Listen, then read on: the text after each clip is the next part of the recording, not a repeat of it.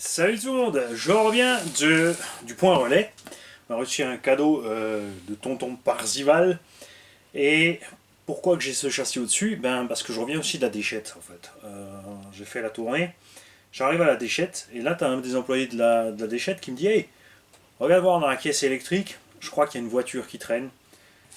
Parce que bon, ben, ils savent tous là-bas que je fais de la RC. Et regardez voir ce qu'on a trouvé. Un T2M Pirate XL EP. Donc c'est pas une des toutes dernières versions, mais pour vous dire à quel point on a du mal à comprendre certaines personnes. Ça, c'est un engin, regarde, les noix. Cet engin, il est neuf. Il n'y a pas la moindre trace sur les noix, les pneus ont à peine servi. Il y a évidemment l'erreur fatale de réglage de suspension. Tarage comprimé à fond. Donc t'appuies 2 petits kilos, il s'effondre jusqu'en bas. C'est quelqu'un qui a dû regarder les vidéos de la chaîne pro du Sud-Ouest. Ça c'est mauvais, tu fais jamais ça. C'est une version charbon. Il y a déjà... Alors je pense que c'était encore une... Je sais pas si c'est déjà une mégahertz, je crois pas. Je l'avais pas ouvert encore, on va ouvrir ensemble. J'ai pas retrouvé la radio ni la carreau. Alors, ces engins sont pas absolument mauvais. C'est vendu, je crois, 150 €, un truc comme ça. Je dirais que pour débuter, ça va tout aussi bien que beaucoup d'autres machines.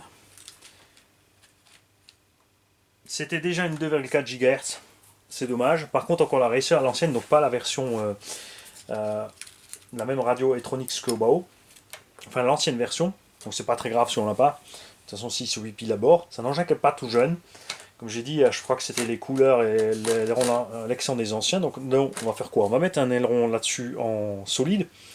On va mettre une petite carreau de buggy dessus plus sympa de 1/8, puisque c'est l'anthrax d'un 1/8. Et on va très certainement y mettre un petit brushless sympa, pas trop violent. Un genre Obitronic 3200 kV, un Razer. J'adore ces petits combos pour ces engins, ça va super bien parce que ça peut rouler 2 et 3S. Si tu roules que 2S, ouais, tu peux prendre le 4000. Mais on a quand même des engins, je dirais, un peu plus lourds là, hein, avec ce gabarit-là. On a une taille déjà sympa de ces engins, franchement, une hauteur de caisse sympa, même la taille des roues, on est vraiment sur les dimensions du 1.8. Dimension extérieure, rien à voir évidemment côté mécanique, suspension plastique, tourelle en plastique, mais ces tourelles-là, eh ben, elles ont prouvé qu'elles font leur taf. Elles sont flex, elles encaissent bien, les amortos sont pas mauvais du tout. Pour le poids de l'engin et tout, ça va bien. Tout ce que cet engin a, c'est un cardan qui est déboîté à l'avant. Alors on ne sait pas si la personne s'est ramassée, il était en panne et ne savait pas se réparer. Si c'est un gamin qui ne s'intéressait plus, ou un adulte qui l'a pris et qui était déçu des performances, qui a tout mis à la benne, j'en sais rien. Tu vois là, on est pas mal, hein. Franchement, on est pas mal. C'est une erreur fatale de croire que quand tu as tendu tes ressorts comme des strings sur des fesses trop grosses, que l'engin franchit mieux. Ce qui compte, c'est la garde au sol max, pas la garde au sol dynamique pour le franchissement, et la dureté des suspects. Globalement. Évidemment, alors c'est pas ce qu'il y a de plus solide, ni de plus endurant. En charbon, par contre, bon, tu plafonnes à 30, 35, il n'y a pas de miracle avec ces engins, ben, on est bien là. Parfait comme ça. Très bien sorti de la boîte, petit truc. Tu roules à 30-35. J'ai perdu le petit plot d'antenne, je reviens. Glisse pas sur le meuble, te voilà. Hop. Alors on va faire ça aussi en brushless avec le 3200 kV, 3S, tu as une bonne autonomie. Bon, quoi qu'on pourrait peut-être essayer en 2, parce que c'est vrai qu'en 2, tu as les lipos à 15-20 €, petit chargeur automatique. Et un petit carreau, comme j'ai confié des carreaux de buggy à Elsa CRC, on aura bientôt des carreaux renforcés buggy. Donc une petite vis aussi là-dessous. C'est peut-être même ça qui a déboîté le cardan. On dit, regarde. Oh ben merde alors.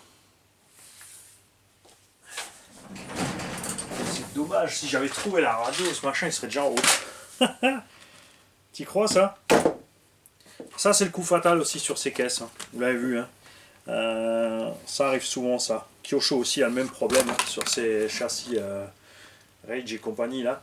Alors faut surtout pas mettre une vis trop longue qui va aller taper dans le roulement de l'autre côté. Ça faut faire méga attention. C'est une cruciforme en plus. On va pas mélanger.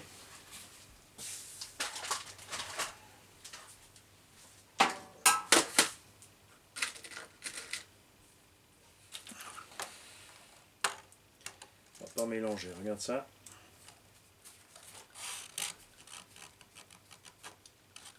Je veux juste voir si le filet est encore bon ou pas, les gars. Elle sent l'essence, alors soit a été stocké dans un garage, soit avec c'est quelqu'un qui avait du thermique. Bon, c'est sûr que là, avec ça, il s'ennuie. Hein. Parce que bon, un thermique 2.5, ça marche quand même mieux qu'un moteur charbon.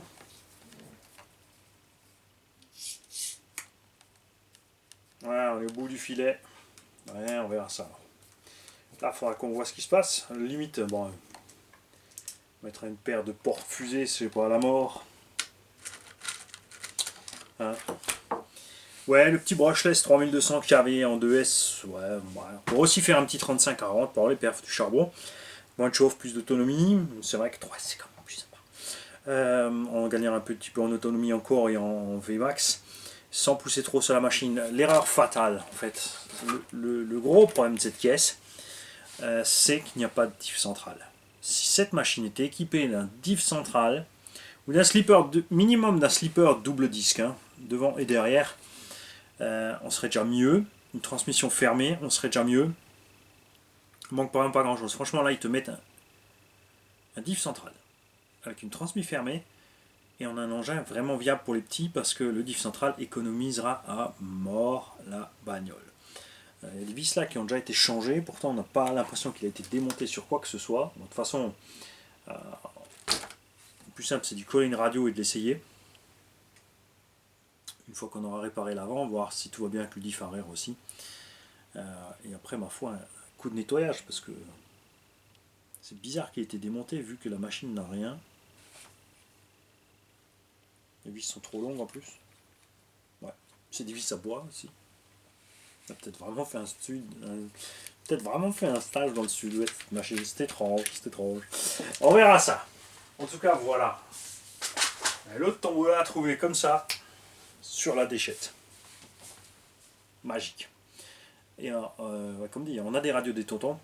Les combos, je les ai tous écrémés, je crois.